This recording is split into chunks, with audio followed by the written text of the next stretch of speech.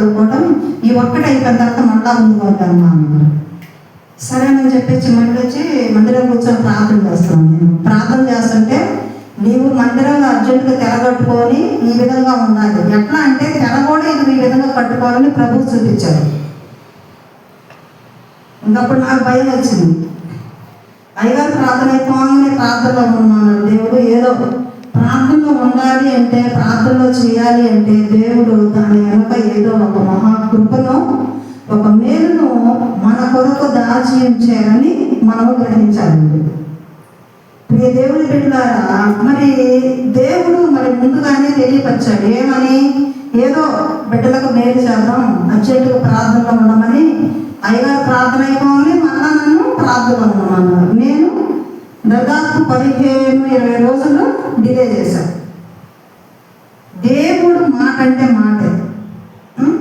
దేవుడు 3 సార్లు మాట్లాడారు. అప్పుడే ఇంకా సరే తప్పదని చెప్పేసి 3వసారి ఇంకా ఉంటానని ఇక అయ్యగారు ఇంకా ఏదేదో చెప్తున్నారు. మళ్ళా ఇక అయినా కానీ లాభం లేదు. నాకు భయం వస్తుంది. ముందు ప్రభు చెప్పిన తర్వాత తినకపోవడం మనకే మంచిది కాదని చెప్పేసి అర్జెంటుగా శుక్రవారం తర్వాత ఆదివారం కట్టుకోవచ్చు అమ్మాయిని మన అయ్యగారు కూడా అన్నారు. కాదు నేను శుక్రవారం ఉండాలి, దేవుడు అర్జెంటుగా ఉండమని చెప్పేసి శుక్రవారమే ఉన్నాను అన్నమాట. దేవుడు ఏదో మేలు చేయడానికి మన కొరకు, మన పట్ల దేవుడు ప్రేమ కలిగి, కృప కలిగి, ఆయన మరి మహా ప్రేమను బట్టి దేవుడు మనల్ని అట్లా మాట్లాడతారు. అయితే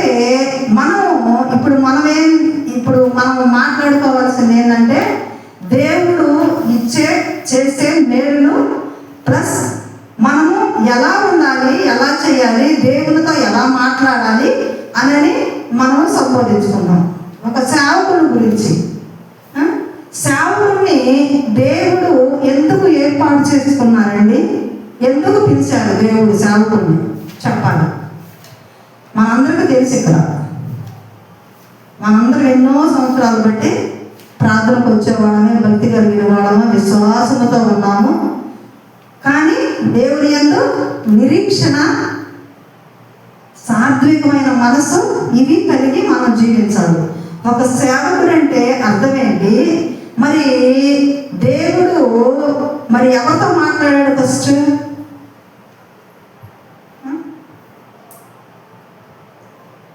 అపోస్తలుల కార్యం చూసుకున్నాం లేఖనాల ద్వారా.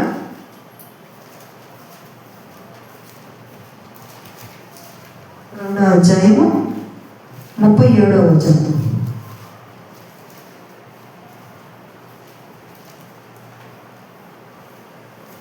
చూస్తున్నామండి. వారు ఈ మాటలు విని హృదయములో నొచ్చుకొని, సహోదరులారా మేమేమి చేద్దామని పేతురును కడమ అపోస్తలులను అడగగా, పేతురు మీరు మారు మనసు పొంది పాప క్షమాపణ నిమిత్తము ప్రతి వాడును యేసుక్రీస్తు నామమున బాప్తిసం పొందుడి. మహోన్నతుడ మహాపరిశుద్ధుడైన మా ప్రభా, జీవాధిపతి మీ యొక్క బంగారు పాదములైన స్తుతులు స్తోత్రాలు నాయన. అయా ఇదిగో నా తండ్రి, ఈ యొక్క మధ్యాహ్న సమయంలో ప్రభా మీ ఆత్మకు తోడుగా ఉంచి, అయా ఇప్పటి వరకు ప్రభా పాటల్లో మీరుండి జీవాన్ని పెట్టి ప్రభా ఆరాధన క్రమంగాను మర్యాదగాను జరిగించిన విధానం బట్టి మీకు వందనాలు స్తోత్రాలైనా. అయా ఇదిగో కొంచెం సేపు వాక్యం ప్రభా వెతబోచుండగా మీ దోసరాతోటి ప్రభా అయా మీ మాటలు నా నోట ఉంచమని మాట్లాడుతున్నానయ్యా. అయా విశ్వాసంతో మీ సన్నిధికి వచ్చిన బిడ్డ అన్నడూ త్రోసివేయని దేవుడు నా తండ్రి, ఒక్కసారి జ్ఞాపకం చేసుకొని ప్రభా నా ద్వారా మీరు మాట్లాడి ప్రభా మీరే అనేక మందిని ఆకర్షణీయంగా మార్చమని యేసు నామమున అడిగి వేడుకొనుచున్నాము తండ్రి, ఆమేన్. చూసుకున్నట్లయితే ఇక్కడ పేతురు మీరు మారు మనసు పొంది పాప క్షమాపణ నిమిత్తం ప్రతి వాడును యేసుక్రీస్తు నామమున బాప్తిసం పొందగలను. వారు ఈ మాట విని హృదయంలో నొచ్చుకొని, సహోదరులారా మేమేమి చేద్దామని పేతురుని అడిగాడు. ఎవరిని అడిగారండి? ఇక్కడ ఎవరితో మాట్లాడుతున్నారో ఫస్ట్ మనకి అర్థం అవ్వాలి. ఎవరితో మాట్లాడుతున్నారో అంతకుముందు జరిగిన ఇక్కడ క్రియ ఏంటి? అపోస్తలులు 120 మంది పెంతెకోస్తు మేడగదిలో కూర్చొని దేవుని యొక్క యెరూషలేములో వాగ్దానం కొరకు కనిపెడుతున్నారు. ఆ కనిపెట్టే సమయంలో వీరందరూ కూడా అనేకమైన భాషలు వారు ఏ విధంగా ఒక్కొక్కరి మీద ఉరాలిందన్నమాట. పరిశుద్ధాత్మ ఆత్మ నిండిన వారే వాక్చాతుర్యముతో అనుగ్రహించబడిన భాషలతో అన్య భాషలతో మాట్లాడుతున్నారు. అక్కడ చూసిన చుట్టుపక్కల వారందరూ వచ్చి ఏమన్నారు తెలుసా? వీళ్ళు ఉదయాన్నే తాగి మొత్తులయ్యారండి, ఈ విధంగా మాట్లాడుతున్నారు, ఒకరి భాష ఒకరికి అర్థం కావట్లేదని చెప్పేసి వాళ్ళందరూ చుట్టుపక్కల వాళ్ళు వచ్చి వాళ్ళని చూసి అపహసిస్తున్నారు అన్నమాట. ఆ సమయంలో పేతురు గారు లేచి మాట్లాడుతున్నారు.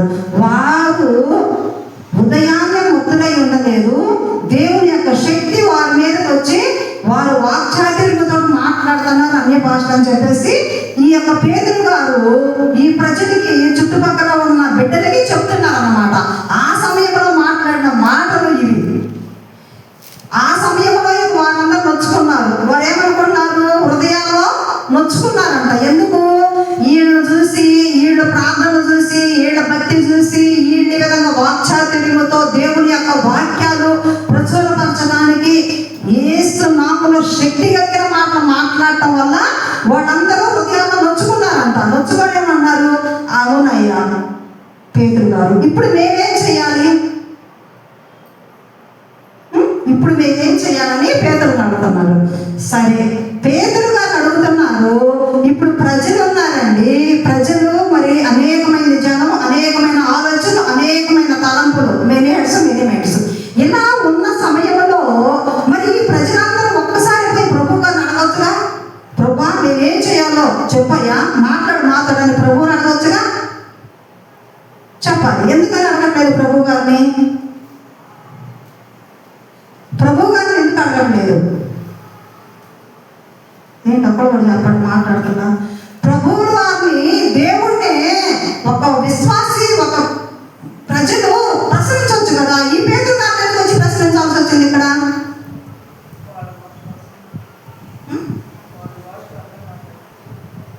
వాళ్ళ భాష అర్థం కాక ఇంకా తెలిసినట్టు తొందరగా చెప్పాలి. ఓకే, వాళ్ళ భాషను అర్థం కాదు. ప్రభువు ఏర్పాటు చేసుకున్నారు. ఎవరిని? పేతురు గారిని. ఎలా ఏర్పాటు చేసుకున్నాడు పేతురు గారిని ప్రభు వారు? పేతురు, నా గొర్రెలు కాస్తావా? యోహాను సువార్త 21వ అధ్యాయం తీయండి.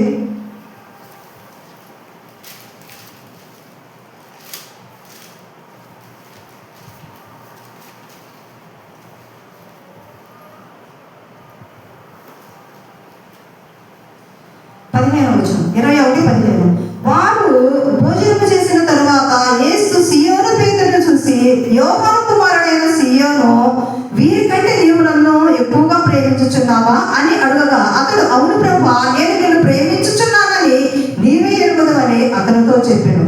యేసు ఈ గొర్రె పిల్లలను వేపమని ఆయనతో చెప్పాను. మరలా అతను, యోహాను కుమారుడైన సీయోను, నన్ను ప్రేమించుచున్నావా అని రెండవసారి అతను అడగగా అతడు, అవును ప్రభువా, నేను నిన్ను ప్రేమించుచున్నానని నీవే ఎరుగుదువు ఆయనతో చెప్పాను. ఆయన నా గొర్రెల్లో కాయమని చెప్పాను. మూడవసారి ఆయన, యోహాను కుమారుడైన సీమోను, నన్ను ప్రేమించుచున్నావా అని అతను అడిగాను. నన్ను ప్రేమించుచున్నావా అని మూడవసారి నన్ను అడిగినందుకు పేతురు వ్యసనపడ్డాడు. ఏమన్నాడు? ఇక్కడ ప్రజలు కూడా పేతురు మీద వ్యసనపడ్డారు. ఎందుకు అంటే ప్రియ సహోదరులారా, వ్యసనము ఫస్ట్ పేతురే దేవుడి మీద వ్యసనపడ్డాడు. మనము ఏది విత్తుతామో అదే కోస్తామండి. అర్థమవుతుందా? మనము ఏమి విత్తుతామో, ఇప్పుడు చూసుకున్నట్టే భూమిలో మిరప తోటగాడికి వెళ్ళి మిరప విత్తనాలను తీసుకెళ్ళి మరి మిరప విత్తనాలు ఉంచుతాము. మరి అవన్నీ కూడా కందిత్తనాలు అవుతున్నాయా? తొందరగా చెప్పాలి. అక్కడ అయ్యగారు ఇచ్చిన టైం కొంచెం కందిత్తనాలు మొలుస్తున్నాయా లేదా మిరప నాలు మొలుస్తుందా చెప్పి అడుగుతా ఉంటాడు. క్వశ్చన్ అడిగినప్పుడు వెంటనే చెప్తారు.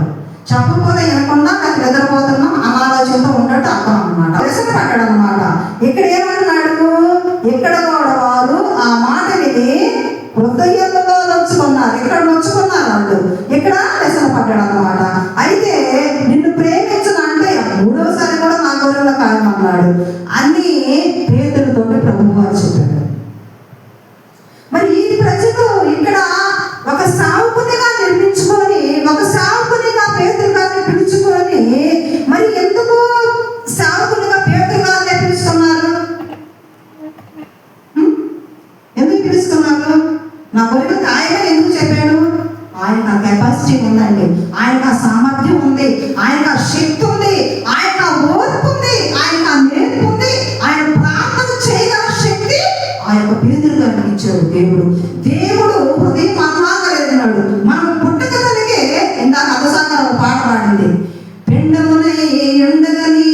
కన్నులకు మురుగైనే ఉండలేదయ్యా, పిండమునై ఉండగా నీ కన్నులకు మురుగైనే ఉండలేదయ్యా, విచిత్రముగా నిర్మించితివి, ఆశ్చర్యమే కలుగుచున్నది, విచిత్రముగా నిర్మించితివి, ఆశ్చర్యమే కలుగుచున్నది. ధన్యవాదం యేసురాజా, ధన్యవాదం యేసురాజా, నన్ను చూచువాడా, అనేకంగా చూవాడా, నన్ను చూచువాడా, అనేకంగా చూవాడా. పిండమై ఉండగానే దేవుడు మనల్ని ఏర్పాటు చేస్తున్నాడు. మనమే ఏంటి, మన స్థితి ఏంటి, మనం ఎలా చేయగలం? ఎన్ని సంవత్సరాలు మనము దేవునికి వ్యతిరేకంగా దేవుని క్రియలు చేయకుండా దేవునికి మన హృదయంలో స్థానం ఇవ్వకుండా ఎన్ని సంవత్సరాలు తిరగలము, ఎన్ని సంవత్సరాలు దేవుని మాటను పెడచెవిని పెట్టగలము ఆయనకు తెలుసండి. పిండమై ఉండగానే మనల్ని ఆయన ప్రభువుల వారు మనల్ని ఏర్పాటు చేస్తున్నారు. ఆ ఏర్పాటులో నువ్వు నేను ఉండబట్టే దేవుని యొక్క ప్రత్యేకమైన స్థలంలో, పరిశుద్ధమైన స్థలంలో కూర్చొనగలిగి మనం దేవుని స్తుతించి ఆరాధించి మహింపరచగలుగుతున్నాము. ఎందుకంటే ప్రియ దేవుని బిడ్డలారా, ప్రతి ఒక్కరిని దేవుని బిడ్డలమే, అందరూ అబ్రహాము కుమారులమే. అయినప్పటికీ వాళ్ళలో కొన్ని అపవాది క్రియలు వస్తూ ఉంటాయి. ఎందుకంటే బయటికి వెళ్ళగానే పడిపోతూ ఉంటాం మనము. అన్ని వాక్యాలు మన హృదయంలో ముద్రించుకొని బయటికి వెళ్ళము. ఆదివారం వచ్చరికే అయ్యగారు వాక్యం చెబుతాడు, అవన్నీ వింటున్నామా, పెన్షన్లు పెడుతున్నాము, నిద్రపోతున్నాము, దొరత చెవులు కలుగున్నాం. ఇవన్నీ కూడా మనము ఆలోచించుకోవాలి. ఎందుకంటే అంత్యకాలంలో ఉన్నాం, భయంకర అపాయకరమైన దినముల్లో మనుషులు తిరుగుబాటు, ఇక్కడిక్కడే భయంకరమైన మరణాలు జరుగుతున్నాయండి, ఎదురుగునే కనపడతా ఉన్నాయి. కానీ మనకు అర్థం కాదు భక్తి. మనము దేవుని యొక్క కృపలో నిలిచి ఉన్నాం కనుక ఇప్పటికీ మనకు అర్థం కావట్లేదు. ఎందుకు బయట ప్రపంచం ఏ విధంగా చేస్తుంది, ఏ విధంగా జరుగుతుంది అంటే మనం ఆలోచించుకోవాలి. అలాగనే మోషే గారు ఏం చేశారంటే, నిర్మాకాండం చూసుకుంటే 6వ అధ్యాయము, దేవుడు ఏం చేశాడు, మోషే ద్వారా ఎన్ని అద్భుత కార్యాలు చేశాడండి. ఎన్ని అద్భుత కార్యాలు చేశాడు మోషే ద్వారా. 6:2 బలమైన హస్తము చేత అతడు వారిని తోలించును, బలమైన హస్తము చేతనే అతడు తన దేశముల నుండి వారిని తోలివేయని మోషేతో అనెను. ఎవరితో ఇక్కడ మాట్లాడుతున్నారు? ఫస్ట్ యెహోవా దేవుడు అండి. ఇక్కడ ఎవరు? యెహోవా దేవుడు. ఆ సమయంలో యెహోవా దేవుడు అన్నారు. యెహోవా దేవుడు మోషేని ఏర్పాటు చేసుకొని, మరి ఇశ్రాయేలు జనం మరి అన్ని లక్షల మంది ఉన్నారు. మోషేని ఎందుకు పిలవాలి, మోషేని ఎందుకు ఏర్పాటు చేసుకోవాలి? ఆ వంశంలో మోషే తన అన్నలోని తన యొక్క అక్క మిరియాము గారిని మరి ప్రవక్తలుగా ఎన్నుకొని మరి మాట్లాడారు. మరి మన కుటుంబాన్ని ఎందుకు మాట్లాడతలేదు, మన కుటుంబంతో ఎందుకు మరి దేవుడు మాట పిలవట్లేదు? మరి ప్రజలు ఎందుకు ఏడకే పేతురు గారికి ఎందుకు చెప్పారు, పేతురు గారిని హృదయంలో ఎందుకు నొచ్చుకున్నారు? పేతురు గారు దేవుడు పెట్టండి, మోషే దేవుడు ఏర్పాటు చేసుకున్నాడు బిడ్డ. ఎన్నిసార్లు తిరుగుబాటు చేశారు? ఎవరి మీద తిరుగుబాటు చేశారు? వాళ్ళు దేవుడి మీదే తిరుగుబాటు చేశారు. యెహోషువని ఏర్పాటు చేసుకున్నాడు. ఒకసారి చూడండి మళ్ళా, యెహోషువ 7వ అధ్యాయం 20వ వచనం. దేవుడు ఎవరిని ఏర్పాటు చేసుకున్నాడు? యెహోషువని ఏర్పాటు చేసుకొని, మరి మోషే తర్వాత మరి మోషే మరణానంతరము యెహోషువని ఏర్పాటు చేసుకొని యెహోషువని అభిషేకించి యెహోషువ ద్వారా మరి ఇశ్రాయేలు జనం నడిపించారు. మరి ఈ ప్రజలు సొంతగా మాట్లాడుకొని దేవుడికి ముఖాముఖిగా మరి తిరుగుబాటు చేయొచ్చు, అంతా దేవుడికి వ్యతిరేకమైన క్రియలు వాళ్ళ నుంచి ఎందుకు అలా చేస్తున్నాడు? మరి మోషేని ఎందుకు చేసుకున్నాడు దేవుడు ఏర్పాటు? మరి యెహోషువని ఎందుకు ఏర్పాటు చేసుకున్నాడు? ఇక్కడికి వచ్చి కొత్త నిబంధనలు పేతురు గారిని ఎందుకు ఏర్పాటు చేసుకున్నాడు? మరి అంత ప్రేమగా దేవుడు మరి నా మాట వింటాడని చెప్పేసి మరి దేవుడు ఏర్పాటు చేసుకున్నాడండి. లేఖనాలు ఇప్పుడు చెప్పడం లేట్ అవుతుంది. కోరహ కుమారులు ఏం చేశారు? ఎక్కడికి వచ్చి పడ్డారు? కోరహ ఏం చేశాడు? ఎంతమందిని వేసుకొని తిరుగుబాటు చేశారు మోషే మీద? మోషే నువ్వేనా మాట్లాడేది, మేము మాట్లాడమా అని చెప్పేసి తిరుగుబాటు చేశారు. ఆ తిరుగుబాటులో మరి ఏమయ్యారు? అందరూ ఏమయ్యారు? చనిపోయారు. కనుక మనం ఏం చేయాలి? అసలు దేవుడు అంటే ఏంటి, దేవుడు పిలుచుకున్న బిడ్డ అంటే ఏంటి, అయ్యగారు అంటే ఏంటి, అమ్మగారు అంటే ఏంటి, ప్రేమ ఏంటి, అసలు ఎవరి మీద ఎలా ప్రేమ చూపించగలగాలి అని మనం అసలు ఫస్ట్ వాక్యాలు కాదు, దేవుడు కాదు, బైబిల్ కాదు, ఇవి కాదు, మర్యాద నేర్చుకోవాలి. దేవుడి దగ్గరికి ఎలా మర్యాదకు వస్తున్నాము, దేవుడి బిడ్డను ఎలా ప్రేమించగలుగుతున్నాము, ఒక సేవకుడు అంటే ఏంటి, ఇది కాదు అయ్యగారు అంటే మర్యాద. ఇక్కడ ఏంటి, దేవుడు ఎందుకు ఏర్పాటు చేస్తున్నాడు దేవుడి బిడ్డలే? మీ ఇష్టానుసారంగా మాట్లాడడానికే? మీ ఇష్టమే వచ్చినప్పుడు మరి దేవుడితో మీరే మాట్లాడుకోవచ్చుగా అని మోషే ఇక్కడ అనలేదే. మిరియాం ఏం చేసింది? కూషు దేశస్తురాలు ఆయన స్త్రీని చేసుకుంటే కోపం వచ్చింది మిరియాకి. మాకు తెలియకుండా పోయి కూషు దేశం పోయి మన శత్రువు దగ్గరికి వెళ్ళి పెళ్లి చేసుకుని వస్తాడా మోషే అని చెప్పి కోపం వచ్చేసి తొలిగింది. ఏంటి నువ్వు ఒక్కడవేనా? సొంత అక్కే, బయటోడు కాదండి, ఇవాళ ఎవరో కాదు, ప్రార్థనకు వచ్చే విశ్వాసులే చెప్తా ఉంటారు అయ్యగాళ్ళ మీద అమ్మగాళ్ళ మీద. ఇది మన భక్తి. ఎప్పుడైనా ఒకటే, ప్రేమ అన్ని దోషాలను కప్పింది. అది లేఖనాలు చూసుకుందామండి.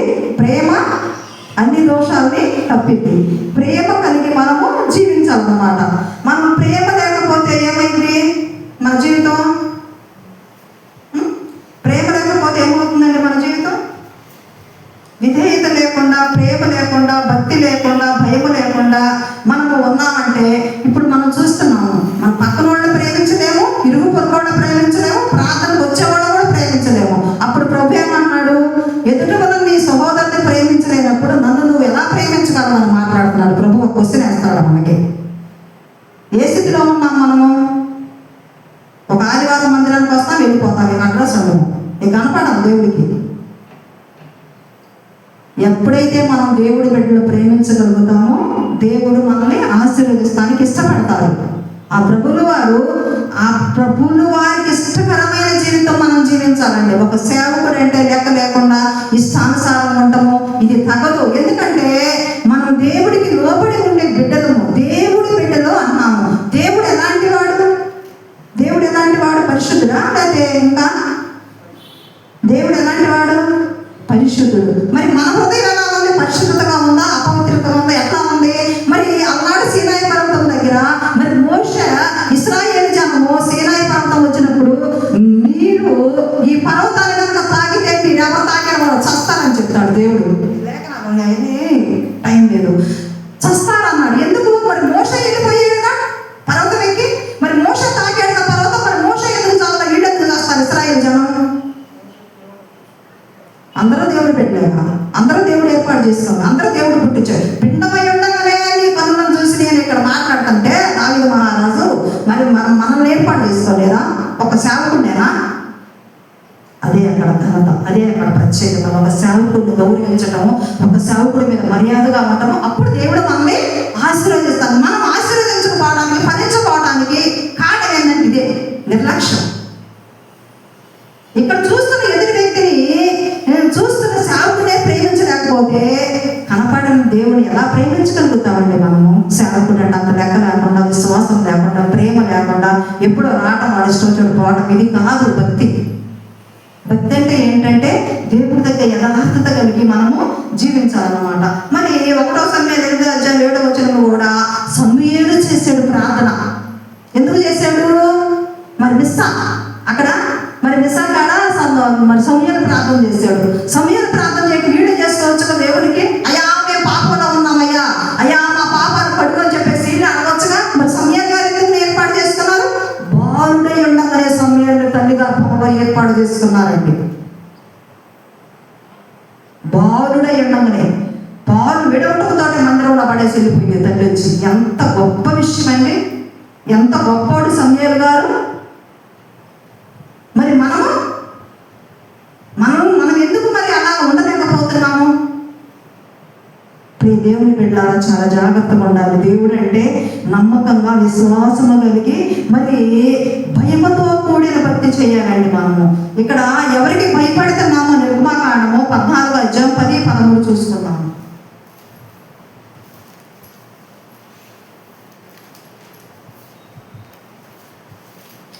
14:10. ఫరో సమీపించుండగా ఇశ్రాయేలు కన్నులెత్తి ఐగుప్తీయులు తరుముడు వెనుక వచ్చుట చూసి మిక్కిలి భయపడ్డారు. ఎవరికి భయపడ్డారు? దేవుడికి భయపడ్డారండి.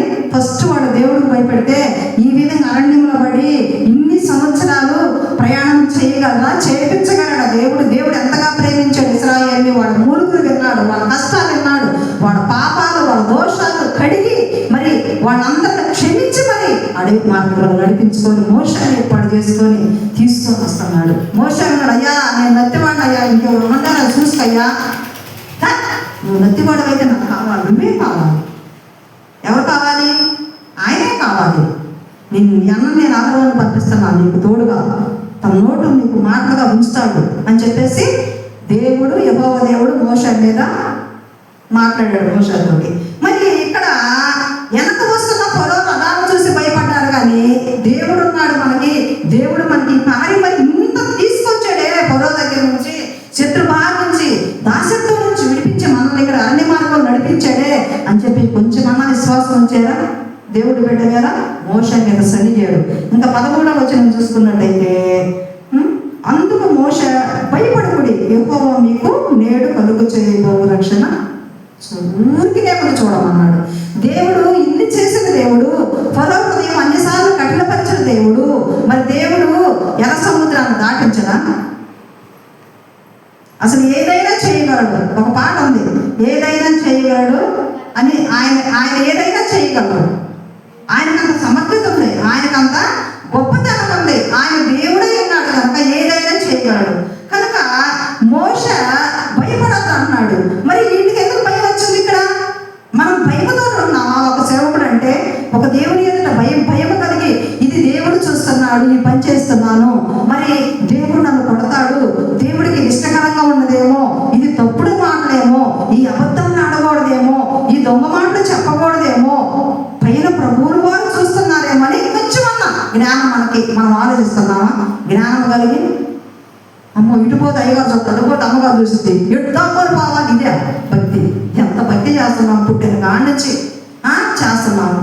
దేవుడు ఈడు చూస్తాడు, ఈ లోకం ఈడుగా చూసేది. పైన పరమందు మన తండ్రి ఉన్నాడు, పరమందు ఆయన చూస్తాడు. ఏం చేసినా మనం ఆయన కొరకు చెయ్యాలి, ఆయన కొరకే మనం బ్రతకాలి. అసలు లోకంలో ఉన్నవన్నీ శరీరాశ, నేత్రాశ, ఇవన్నీ కూడా పనికొచ్చేవి కాదండి. ఇవి ఏంటంటే ఊరక ఇది అంటే పనికొచ్చేవి కాదు. ఏది కూడా దేవుని దగ్గరికి వెళ్ళాలంటే, మనల్ని మార్గంలో అక్కడికి తీసుకెళ్ళాలంటే మరి ప్రార్థనే చెయ్యాలి. అదేవిధంగా డిఎన్ మోరీ గారు మరి స్టేజీ ఎక్కినప్పుడు ఆడోళ్ళు కింద ఉండి నిత్యం ప్రార్థన చేస్తారంట. ఎందుకు? అయ్యా సేవకుల్లో వాడుకో, అది ఎంత ప్రేమండి. ఆయన చెప్పాడు చేయమని. ఏ రోజన్నా నిజంగా యథార్థమైన హృదయంతో ఒక మాట స్టార్టింగ్ ఫస్ట్ ప్రార్థనకి డైలీ మనం ప్రార్థన చేసుకుంటాం. ఆ ఫ్యామిలీ ప్రేయర్ చేసుకోము. ఒకటి ఫస్ట్ నాకైంది ఫ్యామిలీ ప్రేయర్ చేసుకుంటామా డైలీ? ఎవరు మాట్లాడరు. సరే, రెండో పాయింట్, మీరు ప్రార్థన చేసుకునేటప్పుడు సేవకుని జ్ఞాపకం చేసుకుంటారు. ఫస్ట్ మనకు కావాల్సింది ఏమి అనటమే, ఓ గంపలు నిండిపోతాయి అంట, అవి కావాలి ప్రభా, ఈ కావాలి ప్రభా. ఆడ స్థుతుల గంపంతా కాడే ఉందంట, అవసరాలు గంపంతా నిండిపోతాయి అంట. ఒకటి కాదు, చాలా నిండిపోయినాయి అంట. మరి అట్లాగనే మరి దేవుడు మనం ఏమడుగుతున్నాము? మీరు అడక్కదలికే మీ అంకం నాకు తెలుసు అన్నాడు ప్రభువు. ఆకాశ పక్షులు చూడండి, ఏమున్నాయి? తింటున్నాయి, త్రాగుతున్నాయి, సుఖంగా ఉన్నాయి, పైకి ఎక్కుతుంది రెక్కలతోటి. మరి మనము ఇంకా ఇంకా ఇంకా ఒక ఈ రాత్రే అంత్యకాలం వచ్చేసినాను, అపాయకరమైన జన్మల్లో ఉన్నాము. మరి వచ్చేసినాక మరి మనం ఏం చేయగలం? ఇదంతా ఏడ పెడతాం తీసుకెళ్ళి? మనకు ఉద్యోగం కావాలి, మనకు డబ్బులు కావాలి, కోట్లు ఆస్తి కావాలి. అది కోట్లన్నీ పోయిందండి రాత్రి తుడుచుకొని. ఏం చేస్తారు? మనం సంపాదించిన మొత్తం పోయిందండి. అప్పుడు ఏం చేయగలం? అక్కడ సంపాదించుకునేది మన పరలోకంలో ఏదన్నా కొంచెం ఒక కన్నీటి బిందువు ఒక బుట్టిలో పడ్డప్పుడు అవన్నీ లెక్క వచ్చి మరి చుక్క ఆ యొక్క మరి బుట్టి నింపితే రేపు మనం చనిపోయేటప్పుడు పరలోకంలో ఉండడానికి అవకాశం ఉంది. మరి అది లేదు, కన్నీటి ప్రార్థన లేదు, హృదయము మరి మోసకరమైంది. ఆ మోసంలో నుంచి మనం బయటికి రాలేకపోతున్నాము. ఎప్పుడు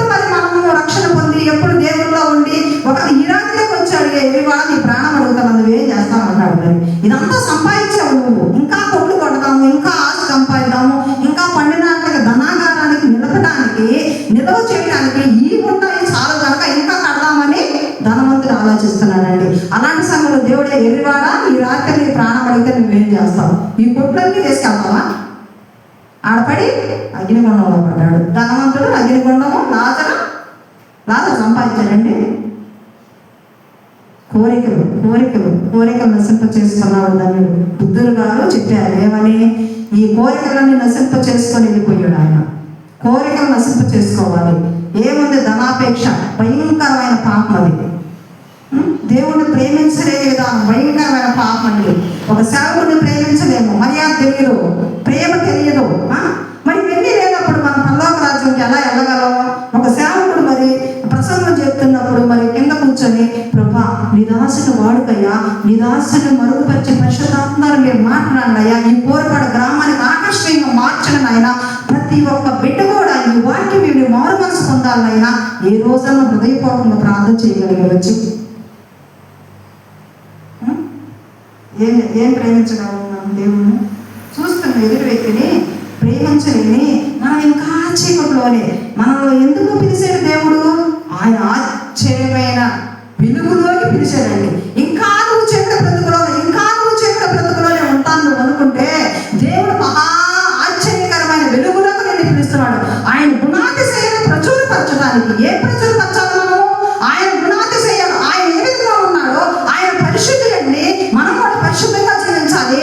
మనం కూడా దేవుడిలో పోలి జీవించాలి. మన క్రీస్తులో బాప్తిసం తీసుకున్నామండి. మనము రోమపత్రిక 6వ అధ్యాయంలో క్రీస్తులో బాప్తిసం తీసుకొని క్రీస్తులో జీవిస్తున్నామా? మనం ఏంటి వెళ్తున్నా? విగ్రహాలు చేస్తున్నామా? దొంగతనాలు, అబద్ధాలు, వ్యభిచారం, జాగ్రత్తం, ఇవన్నీ కూడా మరి దేవుడికి ఏకమరానికి మరి వీటిలో జీవిస్తున్నామా? ప్రార్థన రాకపోవడమే పాపం అండి. ఆయన అతిక్రమం పాపం. దేవుడు అన్నాడు నిర్గమకాండము 20వ అధ్యాయం 8వ వచనం త్వరగా చూడాలి. అది నిర్గమకాండం 8వ అధ్యాయము విశ్రాంతి దినాన్ని జ్ఞాపకం ఉంచుకోమన్నాడు దేవుడు. ఏమన్నాడు? విశ్రాంతి దినాన్ని. మరి ఆ విశ్రాంతి దినం మనకు ఉంటుందా జ్ఞాపకం? మన ఇష్టానుసారం మనం జీవితం ఇంకా చదువుకోవాలి, ఇంకా ఉద్యోగం చేయాలి, ఇంకా డబ్బు సంపాదించాలి. ఇవి ఎవరండి మన వెనక ఎవరండి ప్రార్థన చేస్తారు? రేపు వద్దునే ఎవరైనా పోతుంది. పరిస్థితి ఏంటి? ఇప్పుడు ఎన్ని చూడలేదు మనం. భయంకరమైన స్థితి. ఏ తప్పు చేయకపోయినా ఆడపిల్లలు బలైపోతున్నారండి. ఒక్కొక్క విషయం ఏంటంటే, కన్న తల్లిదండ్రులు వారు పడే వేదన, వారు పడే బాధ ఎంత దేనాది దేనం ఉంటుందో ఆశ్చర్యం. అసలు బాధేస్తా అన్నమాట తలుస్తుంటుంటే.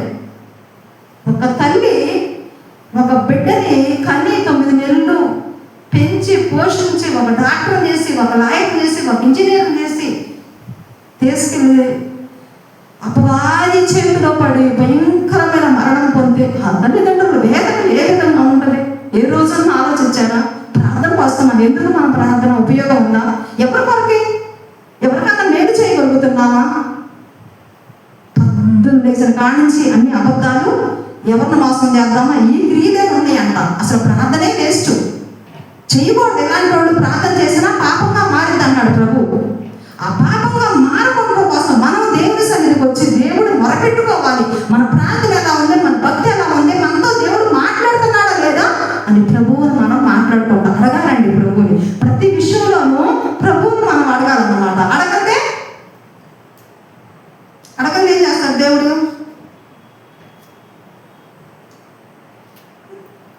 పక్కన మీద వ్యసనం పడకూడదు. అసలు వ్యసనం విడిచిపెట్టాలన్నాడు. ఇక్కడ మరి యేసు ప్రభు వారిని అప్పచెప్పారు. ఎవరు అప్పచెప్పారు? సిలువుకి. యేసు ప్రభు వారు సిలువుకి అప్పచెప్పింది ఎవరు? ఇస్కరియోతు యోధా ఏం చేశాడు? 30 వెండి నాణ్యాలకి యేసు ప్రభు వారిని అప్పచెప్పాడు. అప్పచెప్పినప్పుడు యోహాను సువార్త 21, 20, 23 నుంచి మనం చూస్తున్నాం.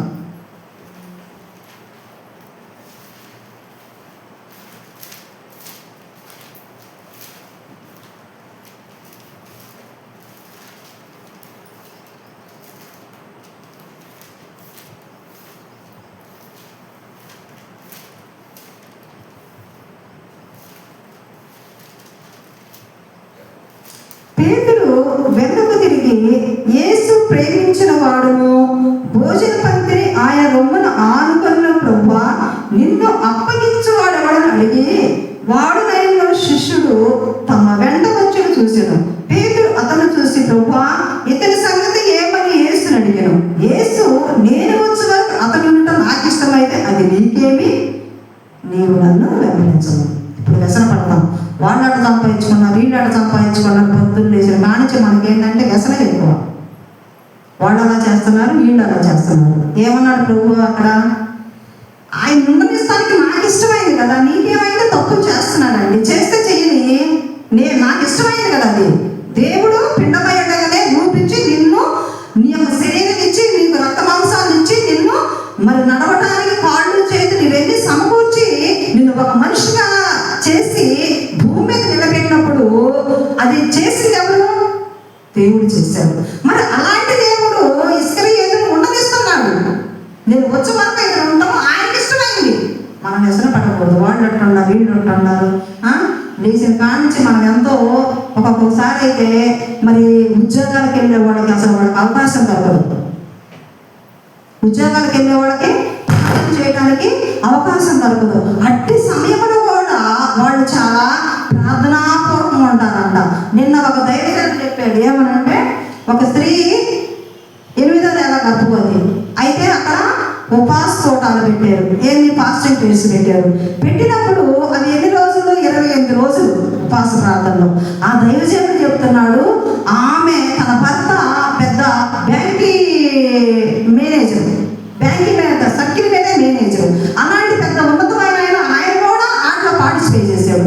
అలాంటప్పుడు ఏం చేసింది? నేను కూడా చర్చికి వచ్చి ఉపవాసం ఉండి ప్రార్థన చేస్తాను అని అంది. ఇంకప్పుడు ఆ దైవజనుడు ఆశ్చర్యపోయాడంట. ఏమని? అమ్మా, నీకు నిండు నెల కదా, నీకు నిండు మోకాళ్ళు వేసి ఎలా నిలవగలవు అమ్మా అని. అవునమ్మ, వద్దమ్మా, అట్లా చేయకూడదు. నీవు ఎవడో రేపో కనడానికి సిద్ధంగా ఉన్నావు కదా, అలాంటప్పుడు ఈ యొక్క చర్చిలో నువ్వు నిండు మోకాళ్ళు వేసి మరి ఎలా ప్రార్థన చేయగలవంటే ఆ ఒకటే మాట్లాడిందంట, దేవుడు నాకు ఆ శక్తిని ఇస్తాడు అయ్యారు, నేను మోకరించి ప్రార్థన చెయ్యాలి అని చెప్పేసి ఆమె నిండు నెలతో ఉందామా మోకరించి ప్రార్థన చేయాలి. మరి మనం ఆ గంటనమంటే ఉంటావా?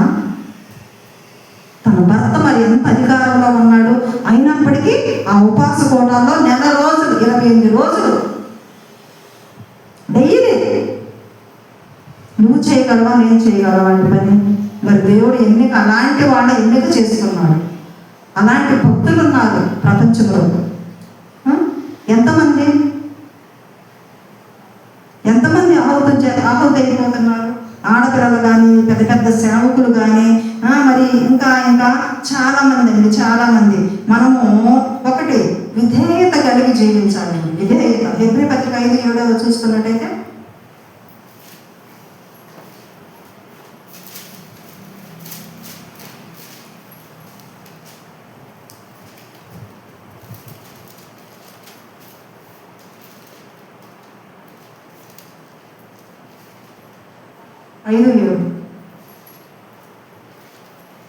శరీరధారి అయి ఉన్న దినములలో మహారోధనతోటూ కన్నీరుతోనూ తన్ను మరణించుండి రక్షింపగలవానికి ప్రార్థనలో యాచనలో సమర్పించి భయభక్తులు కలిగి ఉన్నందున ఆయన అంగీకరింపబడిన ఆయన కుమారుడయుండి తాను పొందిన శ్రమల వలన విధేయత నేర్చుకుని ఉన్నాడు. ఏం నేర్చుకున్నాడు? ప్రభువుల వారికే విధేయత మరి నేర్చుకుంటే మనం ఏ పాటి వారు అండి? మనకుందా విధేయత? మనకుందా దేవుడు అంటే భయం, భక్తి? మరి ఆయనకే విధేయత కావాలి. విధేయత నేర్చుకున్నాడంట. ఎప్పుడు శ్రమలో, ఆ యొక్క శిలువ మరణంలో, ఆ శిలువ మరి మోసేటప్పుడు మరి ముఖం మీద గుద్దేయండి, వెనక నుంచి వీటి మీద కొట్టేది, ఇవన్నీ చేసి కూడా ఏమన్నా నేను ఎవరిలో కనుక్కో అవసరమా? అన్ని చేసి కూడా మరి ప్రభువుల వారిని బాధించి హింసించి అట్లాగా మరి చేసినప్పుడు కూడా ప్రభువుల వారు ఆ శ్రమంలో పొందారంట విధేయత. ఎంత ప్రార్థన చేస్తున్నాం, మనకు విధేయత ఉందా? ద్రాక్షారసం రొట్టె తీసుకున్నా విధేయత ఉందా? బాప్తీసం తీసుకున్నా విధేయత ఉందా? క్రీస్తులో బాప్తీసం తీసుకున్నప్పుడు క్రీస్తులో మనం జీవిస్తున్నావా? భయముతో కూడిన భక్తి. మనం కనీసం ఒక అరగంట కూర్చోలేదు చర్చిలో, అటు మీదలా ఇటు మీదలా వాడకానుకోము, ఎంత భయంకరంగా ఉండదో. ఎన్ని దెయ్యాల వల్ల ఉంటే మనం ఈ విధంగా చేస్తామండి. అసలు సిట్రైట్గా కూర్చోగలవా? హాస్పిటల్ వేసుకొని కూర్చోగలరు. ఎందుకు? విధేయత లేదు. దేవుడు అంటే ప్రేమ లేదు.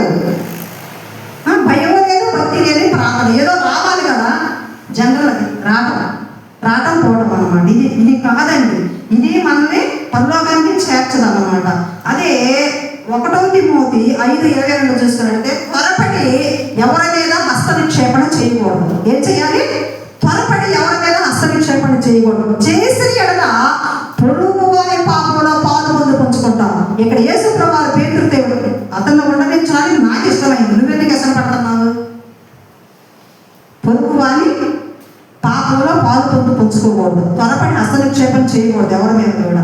ఇప్పుడు సేవకులు ఉన్నారు, అనేక మంది వాడాట చేస్తాం, ఇవన్నీ కూడా చేస్తే పెద్ద మూట అయ్యి రేపు పొద్దున పొరుగు వారి దగ్గర లెక్కప్పు చెప్పాల్సి వచ్చింది. ధర్మపీఠం దగ్గర మనం ఉంచుంటాం, రేపు మరణించిన తర్వాత ధర్మపీఠం అంతా అక్కడ ఉంచున్నప్పుడు ప్రతి విషయం లెక్కప్పు చెప్పాలండి. ఈ లెక్కప్పు చెప్పకపోతే ముందు మనం ఏది సరి చేసుకోకపోతే పర్లోక రాజ్యానికి వెళ్ళినా ఉపయోగం లేదు. ధనవంతుడు ఎక్కడ తెచ్చాడో మనం కూడా అగ్నిమండంలో పడి అట్లానే చావాలన్నమాట. అది అట్లా కాకుండా మరి మనం ఏం చేయాలంటే ప్రభువుని యొక్క రక్తము ద్వారా మనం పొందాలండి. క్రైదాన్ని వచ్చి ఆయన శిలువ మరణం పొంది మరి ఎంతో చేయరాని త్యాగం చేసి మనలో కొన్నాడు. ఈ దేహం ఎవరిది? దేవుని ఆలయము. ఈ దేహము దేవుని ఆలయము, ఈ దేవుడు మన చిన్న మందిరము. నీ దేహము దేవుని ఆలయము, ఈ దేవుడు మన చిన్న మందిరము. సజీవయముగా ఇచ్చెదమా,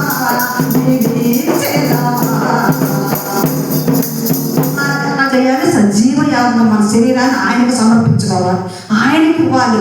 అప్పుడే దేవుడి బ్లెస్సింగ్స్ మనకి మెండుగా ఇస్తానికి అవకాశం ఉందన్నమాట. ఓకే, దేవుడు ప్రార్థన మరి 15 రోజులు ప్రార్థనలో ఉండమని ప్రభువులు వారు చెప్పారు. ఇదివరకు ఎప్పుడో లాస్ట్ ఇయర్ 40 రోజులు ప్రార్థనలో ఉన్నప్పుడు ఒక 6 సార్లు చూపించాడు దేవుడు. దున్నబడి ఒక పొలం, చాలా పొలం విస్తారం ఉంది, ఆ పొలం నల్లగా ఉంది, దానిలో